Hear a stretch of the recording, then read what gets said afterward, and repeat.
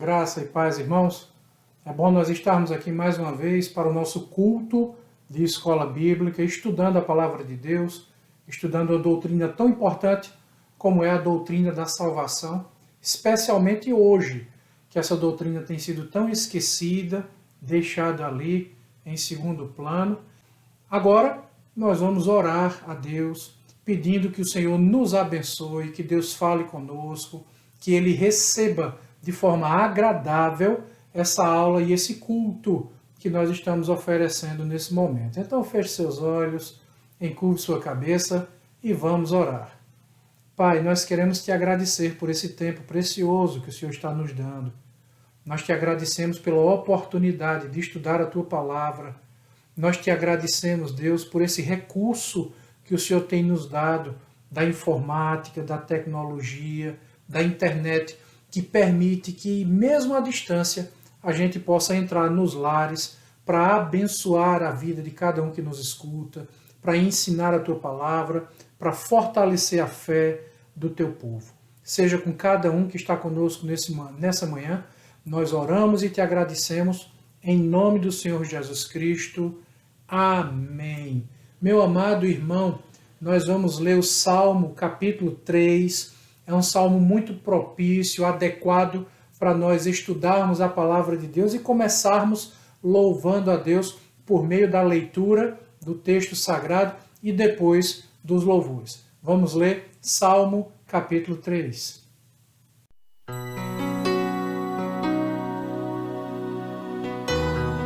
Capítulo 3.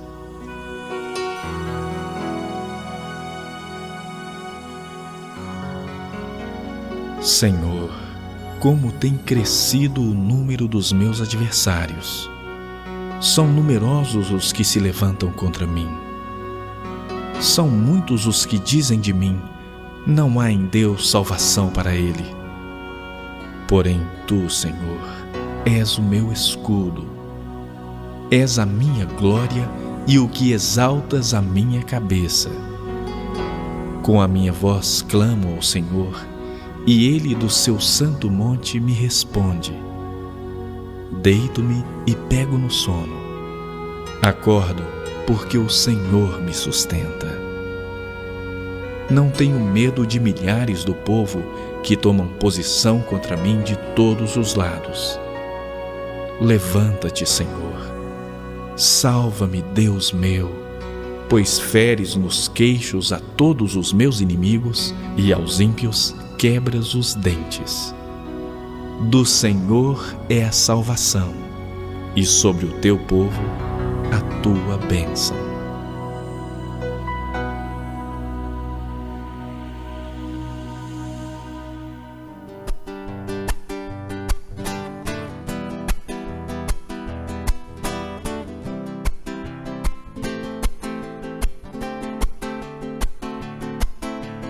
Terra vai um dia contemplar aquele que um dia virá, com autoridade julgará. Toda a terra se ajoelhará. Oh, aleluia!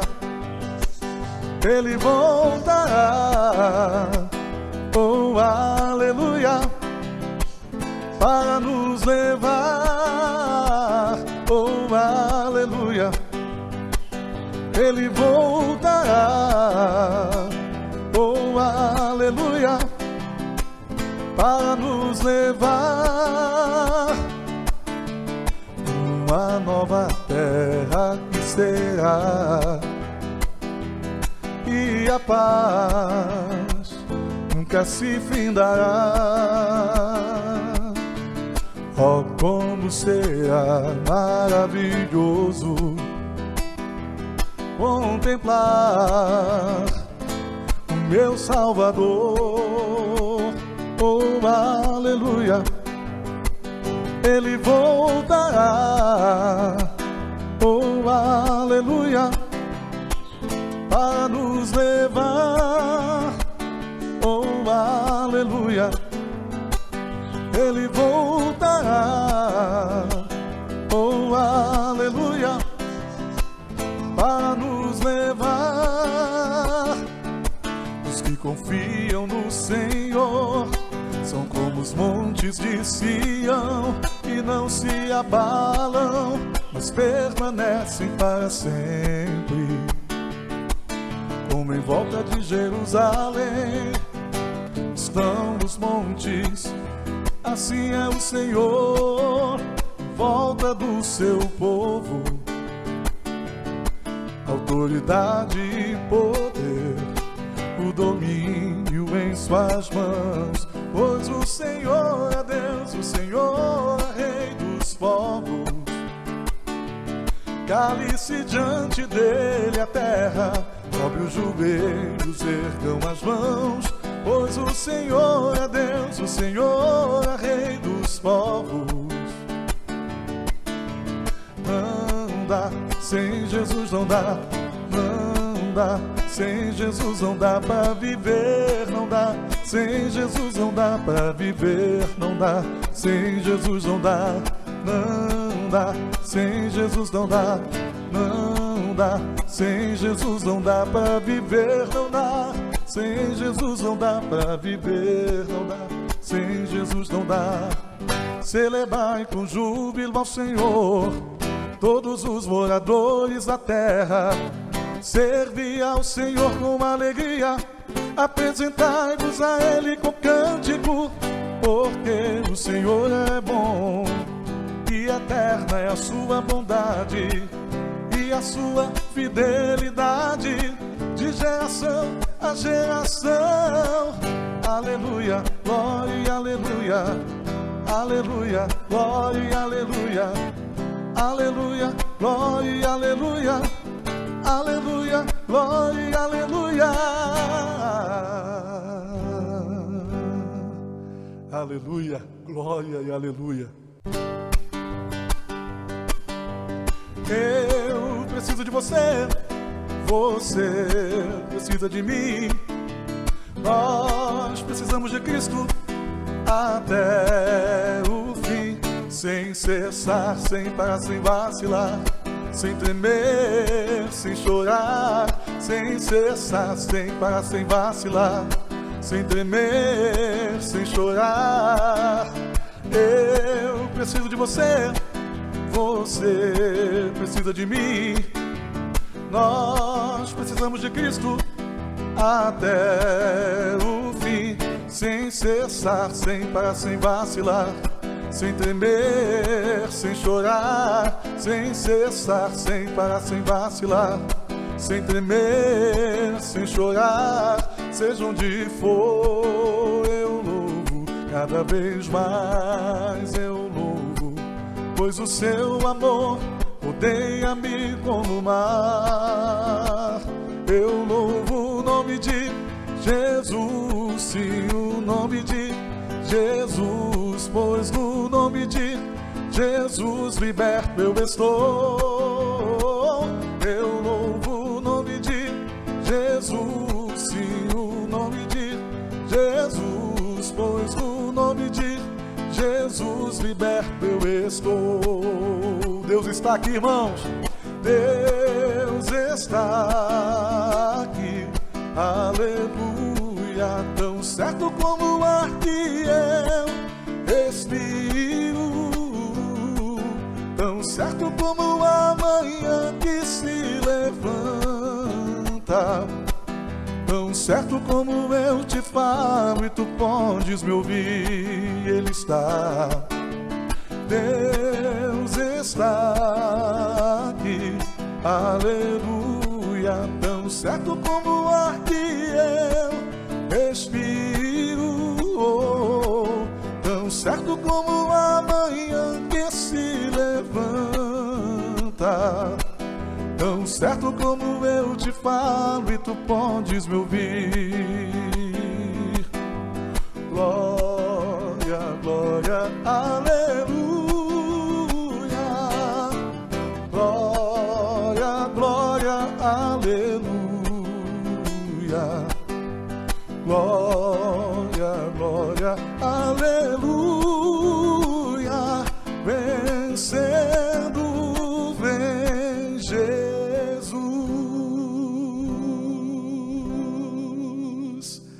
o Senhor seja com você, com a sua família, com a nossa igreja, em nome de Jesus. Deus abençoe. Meu amado irmão, que louvores tão gostosos, tão agradáveis de serem entoados, animando a nossa vida, exaltando a Deus, nos fortalecendo. Que bom! Eu quero convidar você, hoje nós vamos fazer diferente, eu quero convidar você a dedicar um tempo em oração. Nós temos alguns motivos de oração bem especiais. Eu queria que você orasse por esses pedidos aqui, mas especialmente pela vida do pastor Josinaldo e sua esposa, nossa irmã Cassie. Eles estão enfermos, a suspeita é de ser Covid, já fizeram o exame, estão esperando o resultado e por esse motivo que o pastor Josinaldo não está conosco aqui hoje de manhã. Então quero pedir que os irmãos estejam orando por eles, que eles sejam abençoados pela sua vida, da mesma forma que eles têm abençoado tanto a nossa. Nós somos uma família espiritual e devemos cuidar uns dos outros. Da mesma forma, nós devemos orar pela igreja, pelos pastores, pelos líderes da igreja que o Senhor constituiu, pelos irmãos da nossa igreja que estão enfermos, aqueles que estão enfrentando problemas financeiros, pelas nossas famílias e pelo nosso país. Que você esteja orando por essa crise política, econômica, pela pandemia que nós temos enfrentado. Então, anote esses pedidos de oração, ore pelos nossos irmãos, por todos esses pedidos feitos e por tantos outros que nós já distribuímos na lista de transmissão da nossa igreja. Nós queremos também convidar você, se você sentir no seu coração, se você tiver o desejo de demonstrar a sua fidelidade ao Senhor por meio dos dízimos e a sua generosidade por meio das ofertas, que você faça o depósito, a transferência bancária, ou pode se dirigir à igreja na terça-feira ou na quinta-feira à tarde. Eu estarei lá para abençoar a sua vida, é claro, mantendo as proporções que devem ser mantidas, seguindo as diretrizes, todos os parâmetros de saúde, usando máscara, álcool em gel, para a nossa segurança e para o seu bem-estar e segurança também. Eu espero que Deus toque em seu coração, que você dizime, que você oferte, lembrando-se de todas as necessidades que a nossa igreja continua tendo, meu irmão. Eu espero que você seja abençoado em nome do Senhor Jesus Cristo.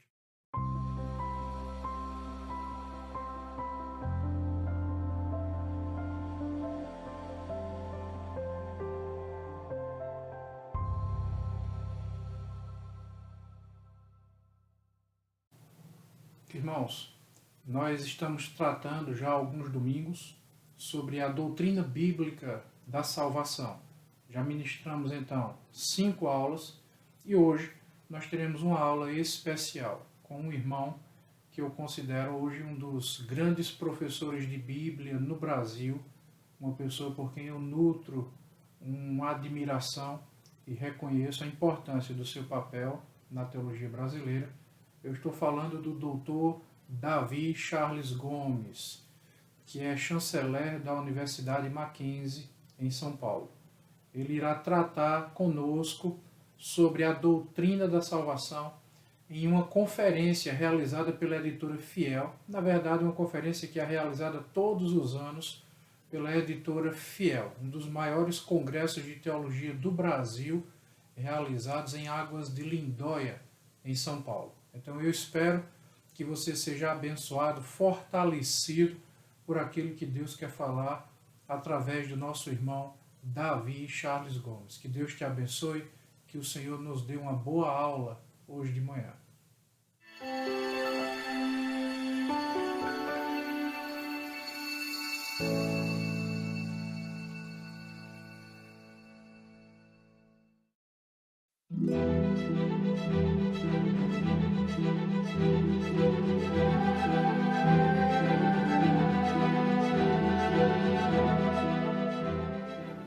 Falar do Espírito Santo é fácil. O Dr. Mauro me deu um lembrete agora há pouco. Ele disse para mim, olha, quando você estiver falando, deixa óbvio a ligação que existe entre o que você vai dizer e o Espírito Santo, porque às vezes as pessoas não percebem que está tudo premissado na obra que ele faz. E de fato a gente precisa sempre lembrar e relembrar e relembrar e relembrar.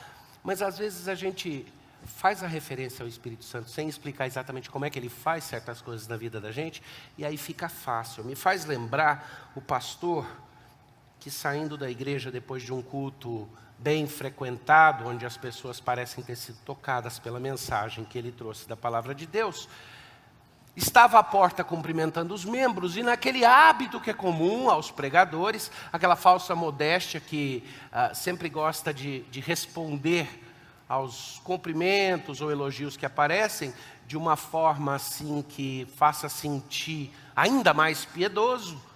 E a senhora idosa se aproximou dele e disse, pastor, que mensagem abençoada, que sermão abençoado.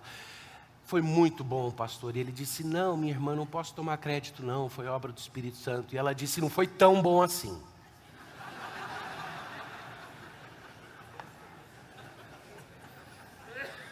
E a gente ri porque aí a gente é lembrado que de fato a obra que o Espírito Santo faz é a base, mas Deus trabalha mediante meios ordinários também. Ultimamente música tem enchido a minha cabeça. Talvez pelo fato de que eu viajo todo dia longamente para o trabalho, e eu tenho duas alternativas. Eu escuto a Bíblia em áudio e vou ouvindo aquela leitura. Eu tenho algumas gravações bem interessantes, com vozes diferentes, com pessoas do mundo artístico lendo a Bíblia, e é gostoso ouvir o texto da Bíblia. Ou eu vou escutando boa música, e eu gosto de boa música. Ultimamente, bastante música pairando na cabeça. E de certa forma eu vou falar com vocês hoje sobre uma passagem em Marcos, no capítulo 10, versículos 17 a 31. E quando eu preparava esse texto, me veio à cabeça, eu gosto de dar títulos para que haja clareza na minha própria cabeça. Nem sempre anuncio, mas eu geralmente dou título para minhas exposições da Bíblia, para meus sermões, porque o título capta ali a perspectiva que eu quero ter. E me veio na cabeça na hora uma música. Sei que para alguns aqui talvez seja estranho, mas veio uma música do Rei na cabeça, vocês acreditam? Porque eu li essa passagem e o que me veio na cabeça é, quase. E aí eu lembrei, mas quase também é mais um detalhe. E o título ficou, quase não é só um detalhe. Quase não é só um detalhe. Deixa eu começar lendo a primeira parte do texto. E pondo-se Jesus a caminho, correu um homem ao seu encontro e, ajoelhando-se, perguntou-lhe, bom mestre, que farei para herdar a vida eterna? Respondeu-lhe Jesus, por que me chamas bom? Ninguém é bom senão um que é Deus. Sabes os mandamentos, não matarás, não adulterarás, não furtarás, não dirás falso testemunho, não defraudarás ninguém, honra teu pai e tua mãe. Então ele respondeu, mestre, tudo isso tenho observado desde a minha juventude. E Jesus, fitando-o, o amou e disse, só uma coisa te falta, vai, vende tudo o que tens, dás aos pobres e terás um tesouro no céu. Então vem e segue-me. Ele, porém, contrariado com essa palavra, retirou-se triste, porque era dono de muitas propriedades. Eu volto aqui no versículo 23 daqui a pouco. Mas o que eu vejo ali é uma série de quases. Inclusive, alguns desses quase continuam depois do versículo 23. O moço que quase foi, discípulos que quase compreenderam o Evangelho, e quase não é um detalhe. Como disse o alpinista que precisou saltar uma brecha de 8 metros e conseguiu alcançar 7,5 metros. Falando em música, já que a música não sai da cabeça, eu penso num outro compositor, cantor que gosto muito. Um homem que às vezes me surpreende pela compreensão que tem de certos aspectos da redenção, ainda que no final seja difícil entender por que é que parece que ele não fecha aliança com Deus. Leonard Cohen lançou outro disco, e cada um que ele lança é maravilhoso. Eles demoram, acho que é por isso que ele já está tão velhinho e continua produzindo, porque vai 10, 15 anos para ele lançar cada disco, mas ultimamente tem sido mais rápido.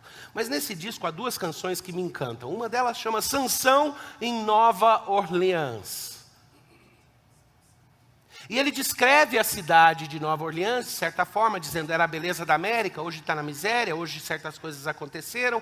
E ele descreve essa situação, e aí no final das contas, e ele está cantando na voz de Sansão, porque no final das contas ele diz que quando ele vê todo aquele horror naquela cidade, tudo que ele pode pedir é: ainda que cego e fraco, encostem a minha mão, me tragam perto da coluna e encostem a minha mão nas colunas, porque eu vou destruir esse templo pagão. Eu vou derrubar esse templo pagão. E se você acha que a referência religiosa dele ali não é forte o suficiente, deixa eu te falar de outra música nesse mesmo CD dele, que saiu no mês passado, uma obra completa. Chama Born in Chains, Nascido em Correntes. Ele diz: eu nasci no Egito em correntes, mas Deus me libertou e me redimiu e me tirou de lá. Louvado seja o nome acima de todos os nomes, seja louvado. Fui para o deserto e me vi ali, perseguido por Faraó, diante do mar. E o nome me libertou, aquele que é o nome acima de todos os nomes. Tem alguns pedaços que fica mais incrível ainda. Ele diz assim: palavra das palavras, medida de todas as coisas, tu és aquele cujo nome é abençoado, teu nome seja abençoado, porque teu nome agora está escrito em meu coração com letras de fogo. Bom, mas tudo bem, até aí é um Cohen, né? Será que isso é parte só do judaísmo dele? Ele vai além e ele fala do Filho Redentor. E às vezes eu escuto a música do Leonard Cohen e a minha vontade é falar: como é que esse homem entendeu tanto a redenção? Será que é possível que ele não tenha abraçado o pacto? Que ele não tenha nascido de novo do Espírito de Deus? Pode alguém que não nasceu do Espírito de Deus compreender as coisas dessa maneira? Espero que seja a última referência à música, mas isso me leva a outra canção que me toca há muito tempo. Essa escrita por uma irmã que gravou muito jazz de altíssima qualidade e muitos hinos também, Cassandra Wilson. E uma música maravilhosa de composição dela mesma, chama Solomon Sang, Salomão cantava. E nessa canção ela fala da vida do rei Salomão. Ela começa dizendo: ele tinha ouro e prata, riquezas que ninguém conhecia, e até as bestas dos campos se deitavam aos seus pés. Todo mundo se inclinava diante dele, todo mundo imaginava como e por que esse homem veio a ser tão abençoado, mas ninguém entendia o seu sofrimento, ninguém via a sua dor, porque ele estava orando, implorando de Deus a graça. Assim como os corvos imploram a chuva. Mas quando Salomão se punha diante do altar do Senhor, aí ele cantava. Porque a sabedoria era o seu chamado, mas foi o orgulho que o enviou para o abismo. O amor se tornou para ele uma destruição agridoce. Porque à medida que os dias foram ficando escuros, Salomão entendeu que o amor por Deus e o amor de mulher eram duas coisas que criavam confusão em sua vida. E é interessante, eu menciono aqui o Solomon Sang, porque o problema do Leonard Cohen parece ser esse. Como minha esposa comentou quando a gente ouvia junto, na viagem para cá, uma das músicas, acho que foi ontem na verdade, ela disse: talvez grande parte da confusão dele seja a possibilidade de contemplar a redenção, mas ao mesmo tempo colocar o amor humano, homem e mulher, o amor passional, como um ídolo também, que cria a confusão e a dificuldade de entender a redenção de forma completa. Porque que é que eu estou falando isso? Volta para o texto aqui. Jesus é confrontado, ou ele é abordado por um jovem, chamado jovem de distinção, em um dos evangelhos. Sabemos que era um jovem rico, porque ele tinha muitas posses. E esse jovem chega perto de Jesus e já começa a conversa fazendo uma declaração de reconhecimento teológico implícito. Ele se ajoelha diante de Jesus e ele diz: bom mestre. E Jesus, como que se dissesse para ele: você é um jovem judeu educado. Em primeiro lugar, você sabe que você não se ajoelha diante de homens. E segundo lugar, que ninguém é bom exceto Deus. Seria isso um reconhecimento da sua parte de com quem você está falando? Talvez você diga: não, você está lendo demais ali. Mas é interessante que na narrativa, e particularmente aqui eu estou lendo em Marcos, mas isso está em todos os outros evangelhos que contam a história, há uma ênfase de que esse jovem se aproximou de Jesus, se ajoelhou e disse: bom mestre. E Jesus disse: por que é que você me chama de bom, se você sabe que bom é somente Deus? Mas Jesus não usa isso para parar a conversa com esse rapaz. Ele vai em frente, engaja e começa a discutir o assunto. E em suma, o que eu quero dizer para vocês é bem simples. Ontem eu falei sobre conversão. Hoje eu quero dizer que existem sinais para nós mesmos e para os outros de que uma conversão aconteceu. De que a obra interna que o Espírito Santo fez no meu coração, na regeneração, no quebrantamento, na produção do arrependimento, da morte, na transferência da morte para a vida, e que eu tomo consciência e me aproprio subjetivamente. Essas coisas precisam produzir mudanças visíveis. Para o benefício dos outros, para o meu próprio benefício. A Bíblia não despreza as manifestações externas de realidades internas. Ela diz que eu nunca posso tomar uma manifestação externa pela coisa em si. Que eu nunca posso assumir que um símbolo toma a importância da coisa que ele simboliza. Mas ela nunca desvaloriza a manifestação externa. E muitas vezes nós vamos olhar para certas situações onde a gente vai dizer: quase, dá quase para dizer que essa pessoa é convertida. E algumas vezes a gente vai olhar para a vida da gente e vai falar: sou quase um crente. Mas quase não é só um detalhe.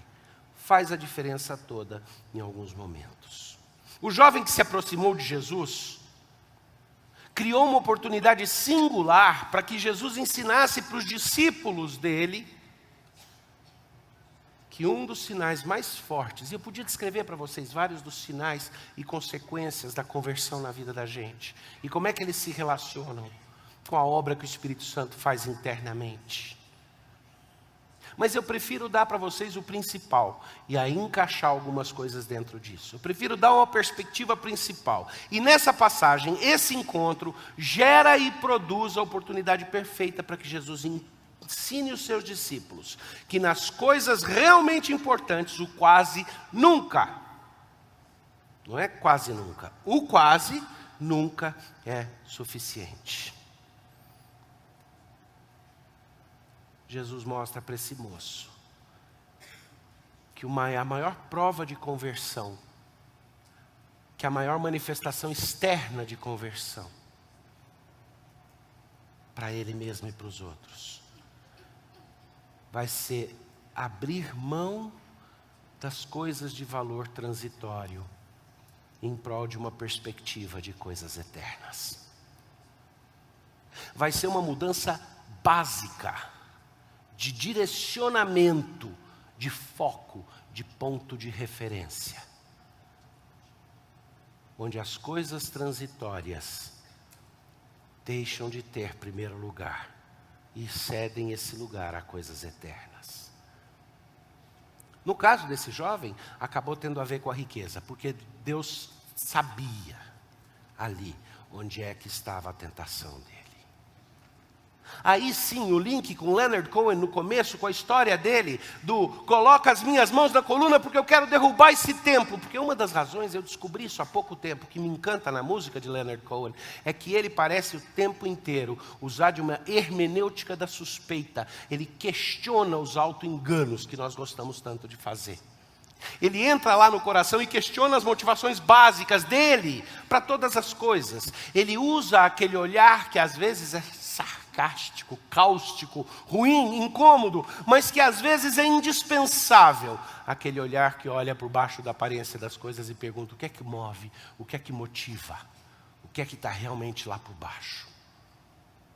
E eu não quero gastar tempo aqui falando sobre essa questão de hermenêutica de suspeita, porque a ideia da suspeição na análise das motivações virou algo que nos últimos 2 séculos foi raptado do ambiente cristão e levado para um contexto totalmente secular. E a gente passa então a questionar as motivações como sendo políticas ou como sendo intrapsíquicas ou jogos de poder, e usa essa suspeição que era uma tradição bíblica tão antiga, um dos livros mais antigos que existe sobre o fenômeno do auto-engano, vem de um dos pais puritanos e se chama Sobre a Perigosa Arte de Mentir para Nós Mesmos. E ele desenvolve toda uma teoria para entender esse estado no qual nós enganamos nosso próprio coração com falsas motivações. Mas para não entrar nisso em muito tempo, me encanta o fato de que Leonard Cohen muitas vezes é capaz de ir lá no fundo e questionar as motivações. Mas na verdade essa hermenêutica da suspeita, ela é uma velha prática profética em Israel. É isso que os grandes profetas em Israel faziam quando eles chegavam e questionavam o que é que move.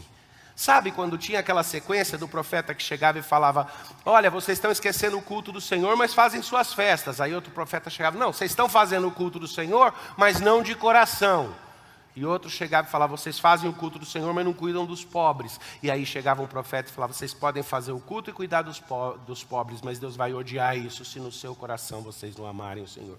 Cavando mais fundo, mais fundo, mais fundo, para chegar lá onde está a questão central do que é que me motiva. Esse jovem era um jovem quase honesto. Reconheceu quem Jesus era, pelo menos de uma forma indireta. Estava na postura certa para aprender de Jesus, né? De joelhos é melhor. E ele tem fome daquilo que é eterno. A pergunta dele é boa também, é quase honesta. Porque se ele já vivia toda a religião de Israel, é adequado que ele perguntasse para Jesus, o que é que me falta para que eu tenha tranquilidade de que herdei a vida eterna? Ele não era um saduceu, ele não era um liberal do seu tempo, porque senão a ideia de vida eterna para ele não seria um grande anseio. Ele ansiava pela eternidade, como eu disse ontem, é o desiderium aeternitatis, o desejo pelo eterno que Deus plantou no nosso coração, de acordo com Eclesiastes. Mas mais que isso, esse jovem ele intuía o fato de que de Jesus ele ouviria a verdade sobre o que é que lhe faltava para que deixasse de ser quase.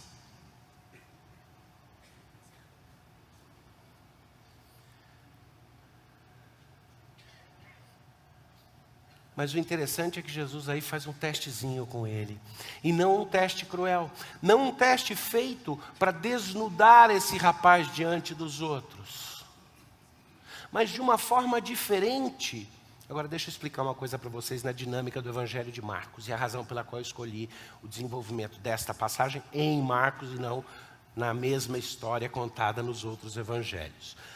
O Evangelho de Marcos é o Evangelho do discipulado. A ênfase toda da narrativa, a perspectiva que o autor escolhe é sempre daquilo que Jesus está fazendo com os seus discípulos. Os protagonistas principais do Evangelho de Marcos não são Deus, Pai, Filho e Espírito e o povo.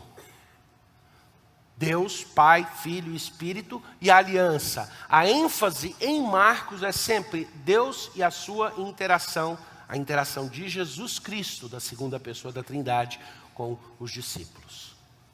Até os milagres que são contados têm um propósito na narrativa para mostrar o que é que Jesus estava fazendo com aqueles discípulos. Nesse sentido, no Evangelho de Marcos, eu vejo que Jesus lida com a situação desse jovem e Marcos narra essa história para mostrar que havia um outro quase acontecendo ali, com os discípulos. Que havia alguma coisa que precisava ser revelada para os discípulos e alguma coisa que nós precisamos olhar de perto, se temos a mínima intenção de entender o que é que significa dizer: Senhor, eu estou disposto, põe minhas mãos na coluna que eu quero derrubar esse templo pagão. Porque eu não sei se vocês sabem, mas mesmo depois de convertido, por causa do pecado que ainda habita em nós, nós não só vivemos no meio de um povo idólatra, mas cada um de nós tem ainda um templo idólatra no coração que precisa ser destruído. E a destruição dessa tendência básica de idolatria que nos assola, aquilo que Calvino chamava da eterna fábrica de ídolos, que é o nosso coração, é por onde passa o fixar dos nossos olhos nas coisas eternas. O derrubar desse templo pagão dentro do coração e na nossa vida. Entender que se Deus permite em sua soberania aprova, não moralmente, mas permite que os ídolos se multipliquem, é porque são ídolos que foram feitos para a destruição. Para a destruição. Recentemente eu dava uma entrevista numa rádio, na Rádio Globo, uma entrevista, e eles ultimamente deram de gostar de fazer perguntas relacionadas à questão do catolicismo e da relação com o protestantismo. Era um programa da tarde que fez uma série de segmentos sobre diferentes religiões. E aí chegou o dia de entrevistar um protestante. Eu fui o entrevistado. Nessa entrevista, houve um momento no qual um dos jornalistas disse: mas de onde vem essa tensão que existe entre os protestantes e os católicos? E a minha resposta foi: bom, ela tem raízes históricas. Agora, essas raízes históricas, só porque são históricas, não quer dizer que é alguma coisa que está resolvida. São raízes históricas, mas a diferença é real. É uma discussão sobre quem é que tem a autoridade final. E aí, num dos momentos, ele perguntou: mas o que é que fez com que lá naquela época a coisa ficasse agravada, deixasse de ser só diferença de opinião? Falei: bom, teve duas coisas básicas que me ocorrem, que dá para falar aqui, simples. Uma delas é o fato de que aquele movimento de reforma, que alegava que a autoridade dentro da igreja não poderia mais residir em uma pessoa, mas residiria no próprio texto, que não seria a igreja que define a Bíblia, mas a Bíblia define a igreja, causou um movimento chamado Contra-Reforma, na qual o bispo de Roma e todos os seus e toda a sua corte criaram órgãos para lutar contra a reforma e de alguma forma suprimir aquela heresia.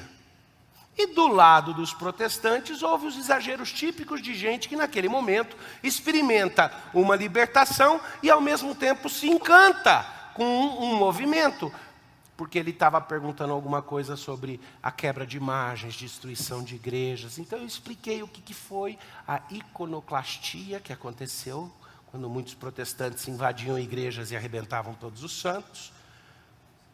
É difícil explicar isso para uma audiência, para uma plateia mista, porque minha posição quanto a isso é mais ou menos o seguinte: depende, a igreja é sua. Se é sua, pode quebrar. Se tem imagens ali que são ídolos e é seu, quebra. Agora, você não pode quebrar o que é dos outros. Mas aquilo me fez ficar pensando. Eu saí da entrevista e depois fiquei pensando na cabeça. Num outro sentido mais amplo, como faz falta para a gente um pouco de espírito iconoclasta. Levar a sério aquilo que o Kevin falou ontem, na primeira palestra dele. quando ele citou lá em Romanos 3, a minha passagem favorita de todas as Escrituras: seja Deus verdadeiro e todo homem mentiroso.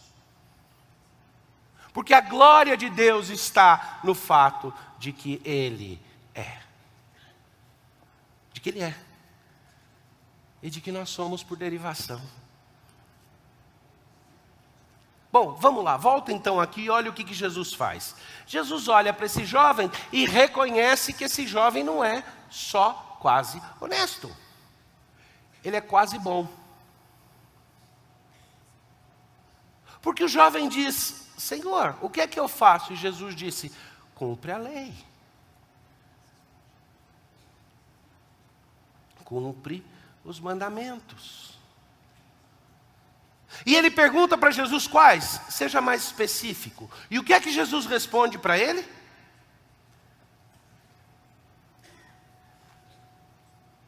Jesus pega os mandamentos, a lei se divide nos mandamentos que dizem respeito à relação com Deus e naqueles que dizem respeito à relação horizontal entre os homens. Certo? Jesus pega e dá para ele a lista dos mandamentos que fazem parte da relação com os homens, como consequência da relação com Deus. Honra pai e mãe, não mata, não adultera. Faltou o não cobiçarás ali, né? Mas vocês já ouviram o ensino de que você tem 2 tábuas da lei, porque uma parte dos mandamentos falam da relação com Deus, a outra parte com os homens. E Jesus diz para ele: cumpra os mandamentos que dizem respeito à sua relação com os homens. E o que é que esse jovem diz?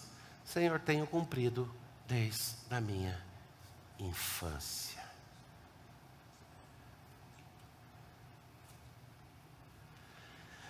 E 2 coisas me intrigaram quando eu mexia com essa passagem. Em primeiro lugar, por que é que Jesus menciona somente os mandamentos da relação horizontal? E segundo, óbvio, quando esse jovem diz: tenho cumprido desde a minha infância, Jesus não recrimina, não questiona, não diz: não, você não tem. Agora, é possível um judeu cumprir a parte da lei que diz respeito ao seu relacionamento com o próximo?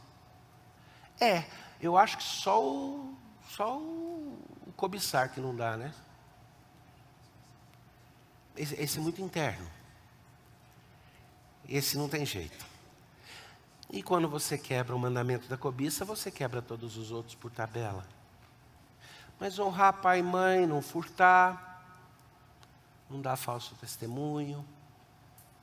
Essas são coisas que concebivelmente poderiam ser cumpridas. E esse jovem parece que é honesto quando diz: eu tenho cumprido desde a infância. E Jesus não está nem um pouco preocupado em dizer para ele: você não tem. Era um moço que conhecia os mandamentos e guardava os mandamentos. Mas Jesus, que se enterneceu com ele, que o amou, virou para ele e falou: então te falta mais uma coisa para que você seja liberto. Abra mão daquilo que hoje é um templo para você. Abre mão dos seus ídolos. Abre mão daquilo que é transitório e toma para você uma função maior do que a que deveria ter. Eu não sei como explicar para vocês o que é essa questão da idolatria, em que sentido que qualquer coisa pode ser idólatra. Talvez pensem no Tolkien, pensem no como que chama, no Frodo, né? Do anel, como que é o Frodo? E o que ele dizia quando ele olhava para o anel? My precious. E o anel dele virava alguma coisa investido de um valor transcendente. Na literatura a gente fala do Zair. O que é o Zair? Não o país Zair. O Zair, existem contos na literatura que descrevem. Existe um de um latino-americano que descreve um galo que se transforma o foco de toda a atenção e projeção transcendente de uma pessoa. Aquele galo passa a ser para ele a vida. Josué Montelo conta uma história à luz da estrela morta, uma história onde um homem, de repente, tem uma fixação com relógios. O seu relógio parou e ele sabe que ele vai morrer se aquele relógio não for consertado. O relógio se transforma para ele num zair, em alguma coisa que vira um centro e um foco. Leonard Cohen parece ter compreendido em grande parte a carência de redenção, a necessidade e a revelação de Deus, que é ubíqua. E isso já é obra do Espírito Santo. Nem toda obra que o Espírito Santo faz no mundo é salvífica. O Espírito Santo contém o pecado, impede que chegue onde podia chegar. O Espírito Santo derrama aspectos de graça comum que permitem a nossa vida em sociedade. E eu creio que ele às vezes até freia o pecado produzindo alguma convicção do mal e anseio por redenção. Mas para algumas pessoas fica no quase. Não porque a obra do Espírito seja imperfeita, porque a obra é perfeita, porque Ele completa. Mas porque Deus vai realizar os planos dele. Em primeiro lugar, de acordo com o seu tempo. E em segundo lugar, de acordo com os seus planos de eleição. E por mais que seja verdade que esse jovem experimentou ser objeto do amor de Cristo, olha que coisa maravilhosa, ele foi objeto do amor de Cristo, declaradamente. Na Bíblia não fala diversas vezes, você não encontra um monte de lugares na Bíblia que falem explicitamente de Jesus Cristo, da segunda pessoa da Trindade, expressando um amor especial por um indivíduo ou uma pessoa. Acontece, João, o discípulo amado. Tem as declarações gerais. Jesus chega e diz a respeito de Jerusalém: queria aninhar vocês como pintinhos debaixo da minha asa. Ele ama, ele sente compaixão. Mas esse é um dos casos, e tem mais 3 ou 4, no qual diz que Jesus amou profundamente uma pessoa no seu coração. Ele experimentou afetos por esse jovem. Ele não experimentou os afetos no final da história e nem no começo. Foi no meio, quando o jovem disse: de fato, desde menino eu cumpro esses mandamentos que o Senhor me deu. Jesus o amou e ele foi objeto do amor de Jesus. Mas aí Jesus virou para ele e falou: então o que te falta para a obra ser completa? O que falta para não ser mais um quase? É a prova de que o Espírito Santo, de fato, no seu coração, virou alguma coisa.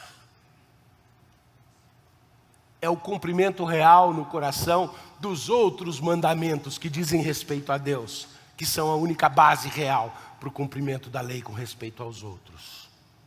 E no seu caso, meu filho, é como se Jesus dissesse para ele: essa transformação passa por arrebentar o templo pagão no qual você vive, onde as tuas posses, que são coisa tão efêmera e transitória, parecem ser investidas de valor transcendente.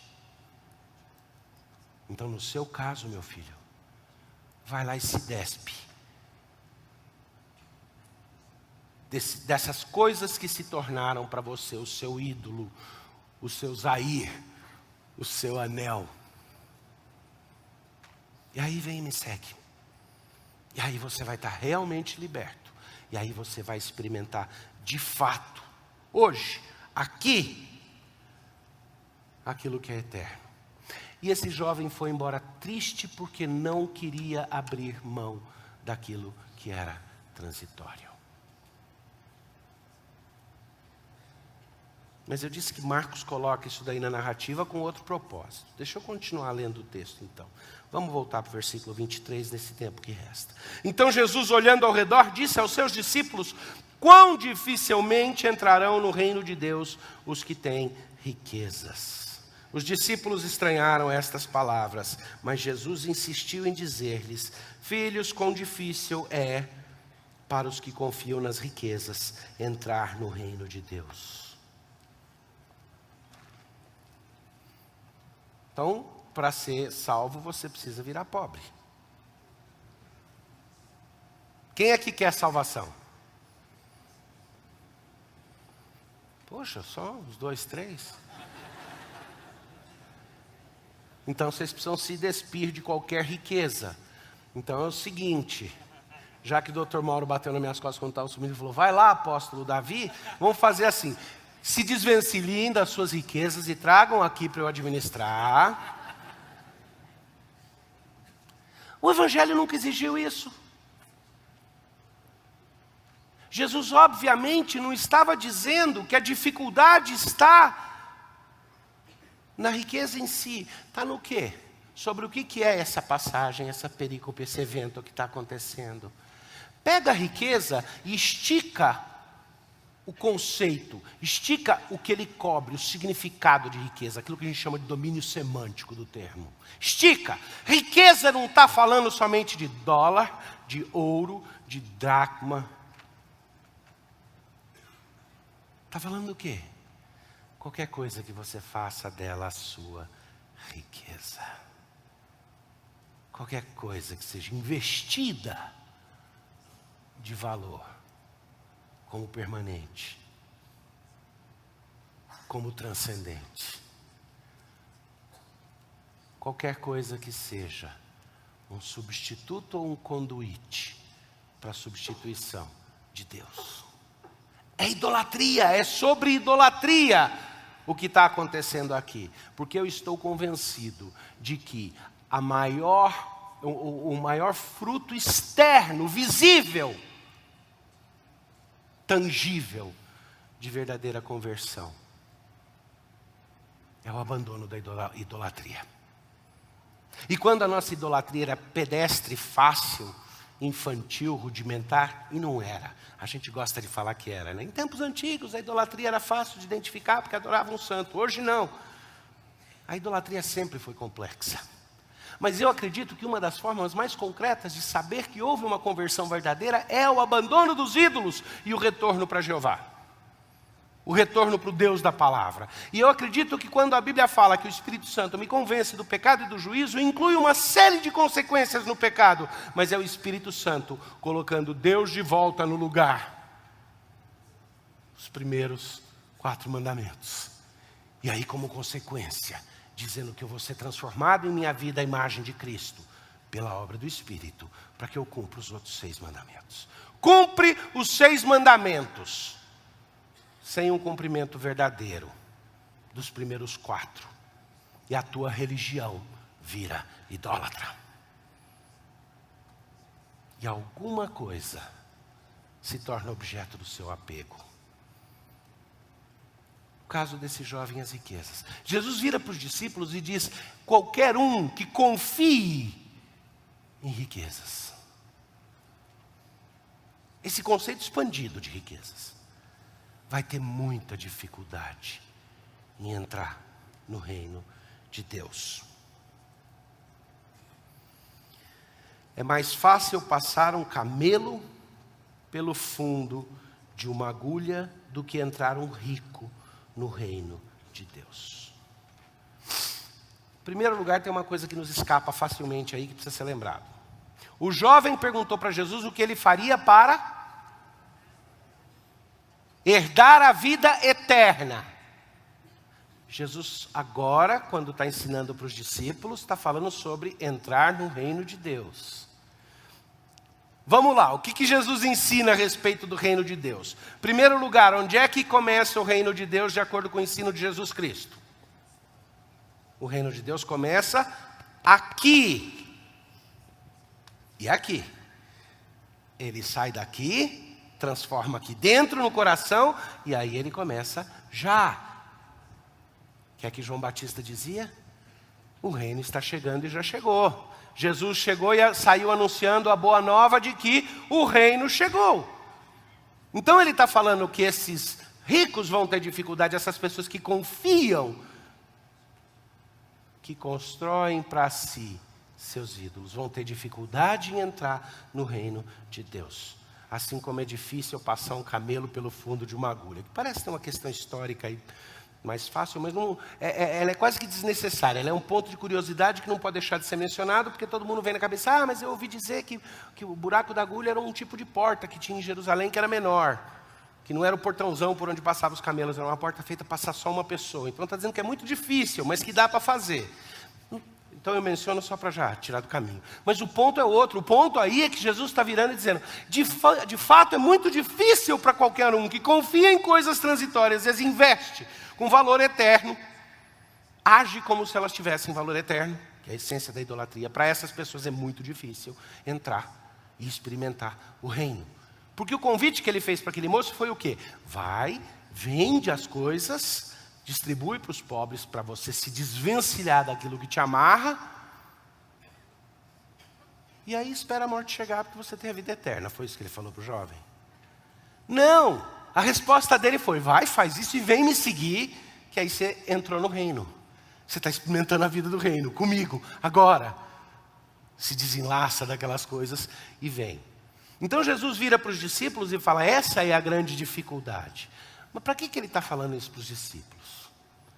Se Marcos de fato faz toda a sua narrativa tentando construir na dinâmica de relação entre Jesus e os seus discípulos, porque ele quer ensinar alguma coisa para os discípulos, e o meu objetivo hoje é desafiar vocês com alguma coisa que venha de Deus, a respeito dessa manifestação externa da obra que Deus fez na nossa conversão. Bom, vamos continuar lendo um pouquinho aqui. Eles ficaram sobremodo maravilhados, dizendo entre si, então quem pode ser salvo? Jesus, porém, fitando neles o olhar, disse, para os homens é impossível, contudo não para Deus, porque para Deus tudo é possível. Então Pedro começou a dizer-lhe, eis aí o X da questão. Eu acho que essa narrativa, agora nós chegamos no ápice da narrativa. O momento no qual o que está acontecendo de fato se desnuda. O momento no qual nós vamos descobrir o que é que está pegando. O jovem, quase honesto, quase bom, quase liberto, era importante em si mesmo para Jesus. Na narrativa de Marcos, ele se torna uma ilustração de um desafio que Marcos vai fazer. Que Jesus fez aos discípulos e que Marcos vai fazer conosco.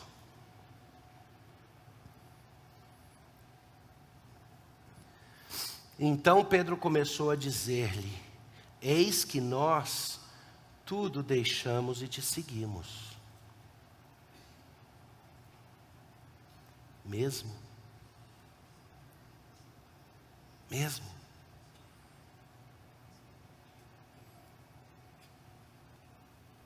Está certo que Pedro era dado a esses arroubos. Eu nunca te deixarei. Nós deixamos tudo. Mas assim como Jesus, com aquele jovem, amando, não desnudou e nem desmontou o jovem. Mas ao mesmo tempo fez aquilo que o velho Schaeffer dizia, tirou o telhado para que o jovem visse que tinham estrelas em cima. Agora nós vemos onde chega a questão, porque Pedro diz, mas nós deixamos todas as coisas. Nós abraçamos aquilo que é verdadeiro e abrimos mão de tudo que é transitório. Senhor, quem é que vai sentar à tua direita e à tua esquerda? Senhor, quer que mandemos fogo do céu? Senhor, deixa eu fazer as tendas e vamos ficar aqui, que isso daqui está bom demais. O problema com música é isso, fica vindo na cabeça. Lembrei do Gonzaguinha agora, né? Então você imagina Pedro, vamos fazer as tendas e ficar aqui, que isso daqui está bom demais. E eu olho e vejo no relacionamento de Jesus com os seus discípulos, como os olhos deles são constantemente fixados nas coisas transitórias, e muitas vezes fazem o auto-engano de dar a essas coisas passageiras e transitórias o peso de coisas eternas.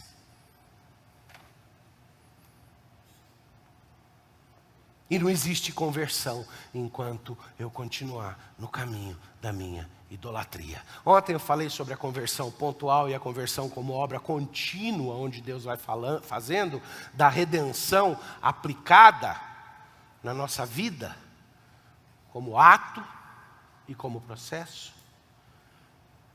Pois essa conversão é a conversão de abandonar os ídolos e nos voltarmos para Deus constantemente. De ouvir a voz do Espírito Santo que diz: estas são as coisas de valor eterno, medite nestas coisas. E até mesmo a obediência da lei de Deus. Nos 6 mandamentos da outra tábua, só é verdadeira se ela for baseada no eu sou o Senhor teu Deus, não terás outros deuses. Em adorar a Deus como Ele quer ser adorado. Em guardar aquilo que Ele mandou guardar, sabendo que não depende de nós. Está aí outra música para quem gosta de Van Lins. Porque quando Pedro diz: eis que tudo nós deixamos e te seguimos, Jesus não olha para ele e morde, ataca, ou com ironia faz o que eu faria de virar e falar: ah, mesmo? Não. Com o mesmo carinho que Jesus tratou outro jovem, Jesus vira e fala: em verdade eu digo que ninguém há que tenha deixado casa, ou irmãos, ou irmãs, ou mãe, ou pai, ou filhos, ou campos, por amor de mim e por amor do Evangelho, que não receba já no presente o cêntuplo de casas, irmãos, irmãs, mães, filhos e campos, mas com perseguições, e no mundo por vir a vida eterna. Porém, muitos serão últimos, muitos primeiros serão últimos, e muitos últimos primeiros. A resposta de Jesus é: em primeiro lugar, fica tranquilo, nenhum de vocês que tiver de fato aberto mão das coisas transitórias por aquilo que é eterno, vai deixar de ganhar de volta muitas vezes mais.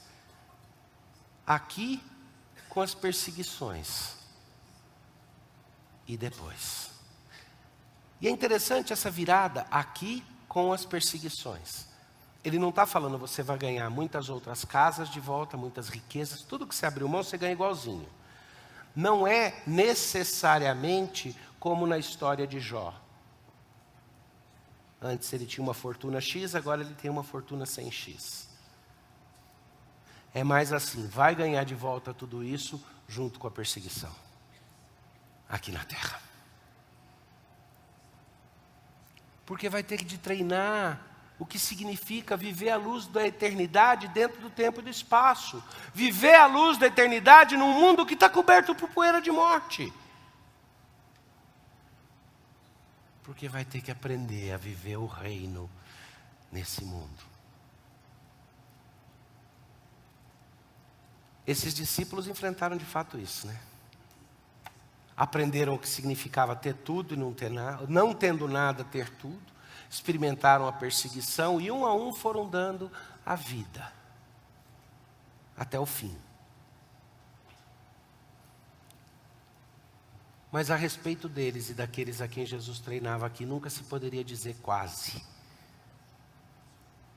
Porque a conversão dos seus corações, o momento de apropriação pessoal, subjetiva da obra que o Espírito Santo fez na doação da vida, na regeneração, na união com Cristo, que faz com que os méritos de Cristo sejam comunicados, e que a ira de Deus seja aplacada e o pecador aceito.